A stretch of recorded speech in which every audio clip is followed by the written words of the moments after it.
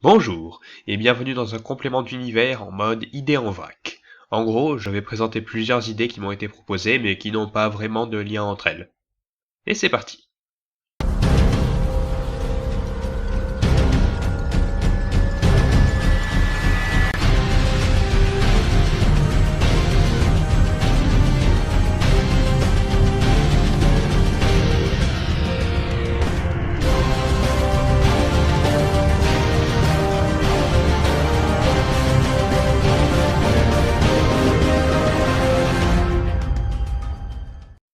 Commençons par parler de magie.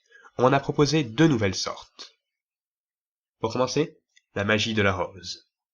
C'est une magie se basant sur un matériau en particulier, le sang. Les mages doivent ainsi en récolter sur des cadavres fraîchement tués. Certaines créatures ont un sang plus puissant que d'autres. Il faut savoir de quoi on est capable avant de récupérer le sang. Pour l'exemple, créons deux créatures, le petit nain à nez rouge et le dragon bleu aux yeux verts.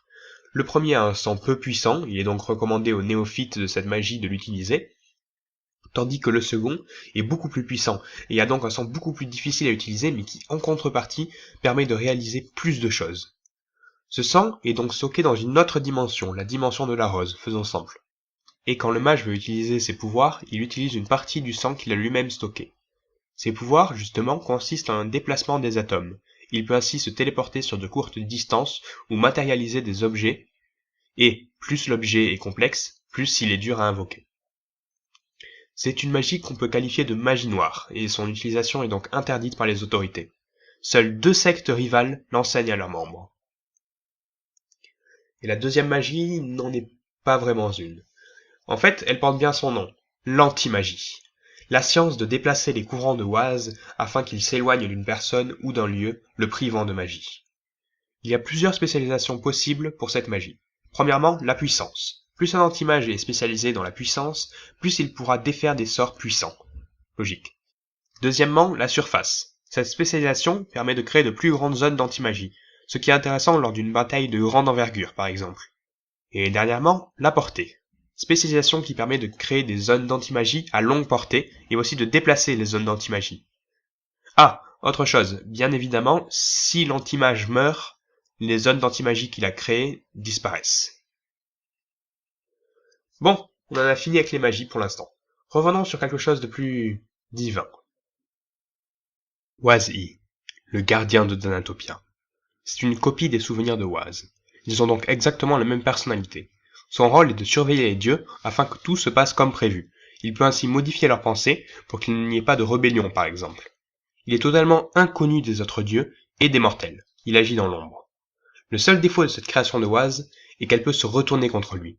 Comme il a la même personnalité que Oise, il peut aussi avoir des idées de grandeur.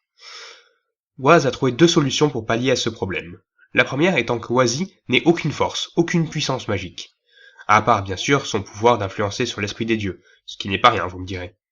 Et la deuxième est que toutes les semaines, il revient voir Oise pour lui faire son rapport, suite à quoi on lui efface la mémoire et il recommence une nouvelle semaine sans s'être rendu compte de rien.